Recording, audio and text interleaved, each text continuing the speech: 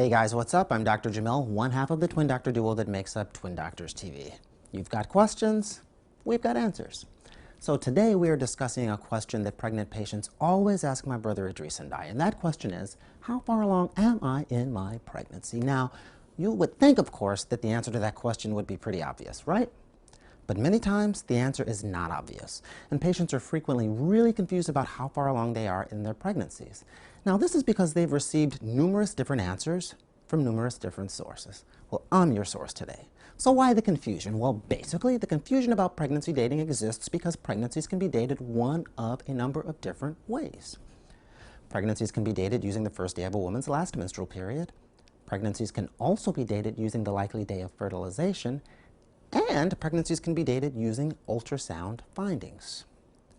Most commonly, though, pregnancies are dated using the first day of a woman's last menstrual period. So let's talk about that method of dating first. To date a pregnancy using the first day of a woman's last menstrual period, you need to know the first day of the woman's last menstrual period. Duh.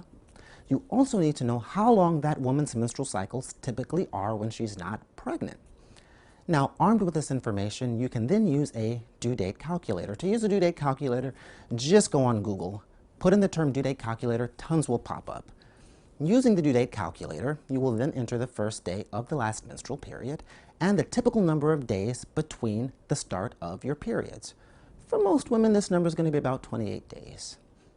Entering those two values into the calculator, you will then be told how far along you are in your pregnancy and what your estimated due date is. And these numbers, of course, are being figured out using the first day of your last menstrual period. Now, as doctors, we like to date pregnancies using the first day of a woman's last menstrual period, but I will admit that this does lend itself to confusion sometimes, and here's why. Ovulation, or the release of an egg that is then fertilized, typically occurs about 2 weeks after the first day of a woman's last menstrual period.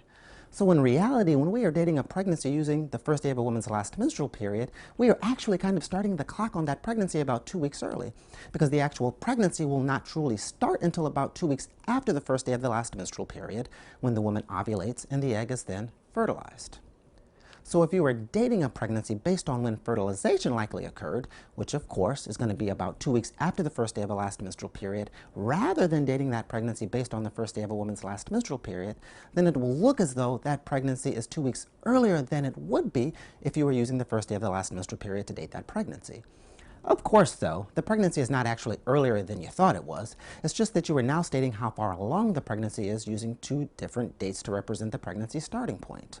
And one of those dates, i.e. the first day of the last menstrual period, is roughly going to be 2 weeks before that other date, i.e. the likely date of fertilization.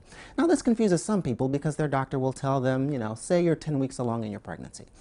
But the person knows that they likely actually got pregnant about 8 weeks ago, so they think to themselves, well, how can I be 10 weeks pregnant? Well, of course, now you know and I know that when the doctor tells the patient that they are 10 weeks pregnant, he or she has started the clock on that pregnancy using the first date of their last menstrual period. But of course, the egg that they released when they ovulated and the egg that likely got fertilized was released 2 weeks after the first day of that last menstrual period, meaning that the pregnancy, which is being called 10 weeks old, is in fact 8 weeks old. So, you can determine pregnancy dating using either the first day of the last menstrual period or the likely day of fertilization, and there's going to be a 2-week discrepancy between those two. Pretty easy, right? But then there's another variable that can muddy the waters when it comes to pregnancy dating, and that variable is pregnancy dating using ultrasound estimates. Now, if you've ever been pregnant and if you've ever had OB ultrasounds, then you probably know that each time you go for an OB ultrasound, the results gained from measuring the baby's size will give you different dates, and that happens every time. This is because ultrasound, while accurate, is not exact when it comes to estimating how far along a pregnancy is. And so there is this built-in fudge factor when we use ultrasound results to determine how far along a pregnancy is. This fudge factor has a name, and that name is the rule of eights. And what the rule of eights basically says is this: we will not change pregnancy dating based on ultrasound measurements unless those results show that there is an 8% discrepancy or more between the two dates. Put more simply, if we do an ultrasound and the ultrasound shows that the pregnancy is either 8% further along or 8% earlier than we thought it was using the first day of a woman's last menstrual period, then we're going to change the dating of that pregnancy to match the dating gained from the ultrasound. But if there is a discrepancy, which there most times will be, because like I said, ultrasound is accurate but not exact, and if that discrepancy is less than 8%, then the pregnancy's dating is still going to be determined using the first day of a woman's last menstrual period. So there you have it. Pregnancy dates can be stated in terms of how far along the pregnancy is from the first day of the woman's last menstrual period, how far along the pregnancy is from the likely date of ovulation and fertilization, this date, of course, being 2 weeks after the first date of the last menstrual period, or how far along the pregnancy is using measurements generated from the earliest ultrasound in a pregnancy. However, remember the rule of 8s. We're not going to change the dating based on that ultrasound unless there is an 8% or greater discrepancy. And it's safe to say, guys, unless your doctor tells you otherwise, we likely are dating your pregnancy using the first date of your last menstrual period. So there you have it. I hope that that made things at least a little bit simpler. If you have any questions about this topic or any topic, please go to www.twindoctorstv.com and visit the Contact Us section. There you can submit your question. For Twin Doctors TV, I'm Dr. Jamil. Until next time, stay informed and stay healthy.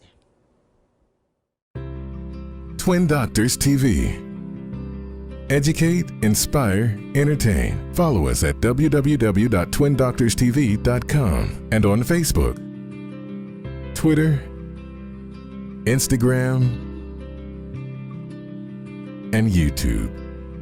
Stay healthy. Bye now.